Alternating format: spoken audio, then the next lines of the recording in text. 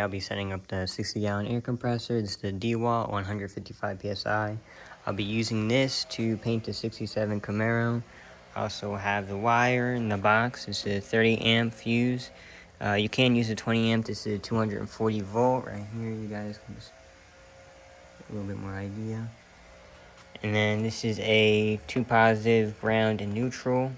I'll be moving the air compressor over because this is pretty close to the garage door. I don't want the seams aren't super great on the garage door and the moisture can just slide through, so I'm going to move it down a little bit further. I'll be taking it off this plywood here, anchoring it to the ground. I'll be using a 3/8 bit, and then I also have to go get the bolts to put in the ground. I forget what they're called, but I'll get them later and show you guys what those are. And then, well, I'll be running the wire through the basement. This is why I'm going to be using a 50-foot roll. It's coming through the basement box all the way through the hole in the wall. The hole in the wall is going to be down there, obviously.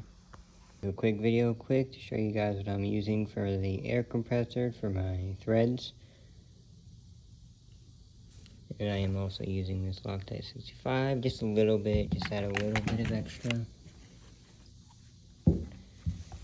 reassurance that it's not going to leak. So we'll get this in, we're going to get everything piped up, we're going to turn it on, and we're going to make sure we don't have any leaks by spraying soapy water on that. So when I get to that, I'll start filming again. Alright guys, continuing with the air compressor, I am running a 4-stage regulator. This comes with the regulator itself, which is also for the water and any type of like microscopic debris. Then it comes with an oil as well, and then not an oiler, takes out any oil or anything in there. And then it comes with 2 desiccant. That way all the moisture in the line comes out, because I'm using this regulator to paint the car, so I can't have any kind of moisture in there. I did unfortunately have to flip this around. It was the opposite way, so the regulator was on the side that the oil filter is on. And I'm having my line, as you can see here. So obviously that wouldn't have worked. So I have it coming this way. As you guys can see, I have the 2 desiccants taken apart. You only have to take the screw out on one side. There's a screw on this side as well. You don't need to take this one out. You only need to take one out because then it comes apart. And I'm just flipping this around now, as you guys can see.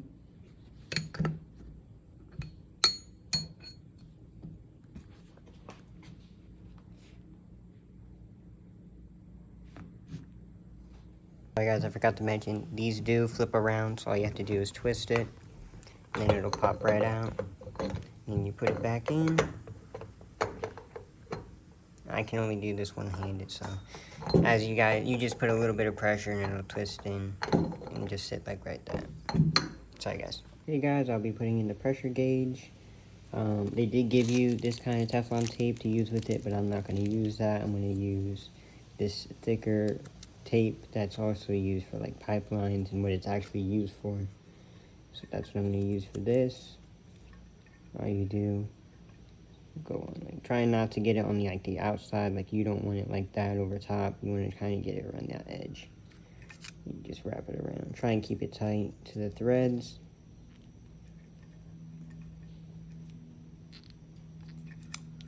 Go over it a few times. Not too many, otherwise you're going to have a hard time getting it into the threads. Or it might just rip apart as you're trying to put it in. So I'm using this, and then I'm also using Loctite 565. Just take a little bit. Just like that. I'm going to spread it around. Make sure not, you guys, I'm not sure if you guys want to use the sealant or not. It's up to you. I'm just doing it for like an extra precaution just in case. And after that, just put it in here. Just spin it in, and then there, for a wrench, you probably won't be able to get an adjustable wrench in there, so I'm just going to use a regular wrench. It looks like it's a 9/16 or maybe 5/8. So I'm going to get this done, and then I'm going to hook it up into the air compressor pipeline, and then I'll get back with you guys. Guys, this is the final video on the air compressor. I went through already. I already checked, make sure there was no leaks in the line. And all you have to do to check that is just take a bottle of some soapy water, give it a quick squirt. No leaks, got pressure. The air compressor kicks on about 125 and it kicks off around 155. This is the 4-stage regulator. If you guys want me to do a review on this, just let me know. I'm probably not going to be using this till probably September, which is when I'm going to be painting the car because the temperature needs to go down. I have another inline filter here because I heard that the desiccant likes to break up and get shot through the line, so I kept this here just to make sure that doesn't happen. I'll probably put another board here as well. That way there's not so much movement here. I use black iron pipe to do all of this. Almost all of it, I guess so. I got I believe, what's it called? Ball valve here.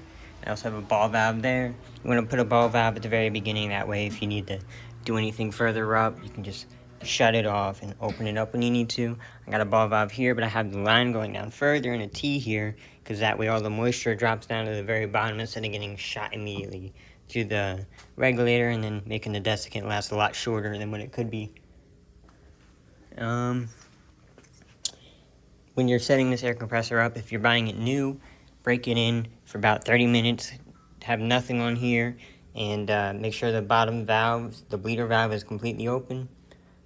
I mounted it to the ground with these rubber pieces, which I'll put everything in the description of what I used for this compressor.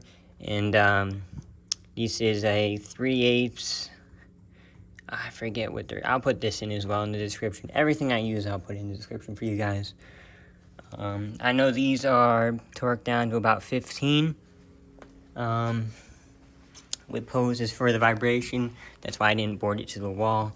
If I boarded it to the wall, you know, it wouldn't really help take away that vibration. So I left that completely out to help with the vibration. And then all these here got rubber little bits in here. That way it's not metal to the wall. And hopefully that helps with vibration as well, which it's not too bad.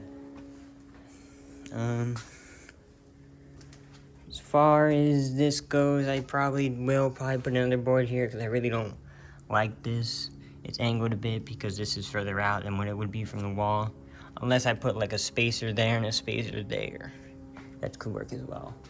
But I definitely probably need a board here because that's just too much. The wire I used to hook this up was 10-3. You have your two positives, you have your ground, and then you have your neutral. But I didn't use neutral, I just kind of balled it up in the box and put a white cap on it. It doesn't have to be white, it just needs to be a cap. And I just wrapped it around the box. On here, it'll be the two positives up top. And then over here is the green, which is ground. Green's ground. It'll also come to the bottom here.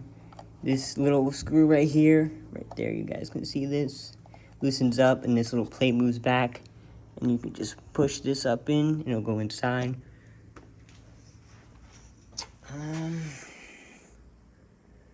That's about pretty much it. And then I probably already said this before, but I used Teflon tape in Loctite 565. Worked really well. This is just in case you guys need to see that. Loctite 565. I thought that this stuff set hard, but it doesn't. It actually keeps like consistency. And once you get that on with the Teflon tape, you don't have to wait 24 hours. I thought you did, but you didn't. It just, you know, I just had this on about maybe 20 minutes ago. No leaks, so that's fine.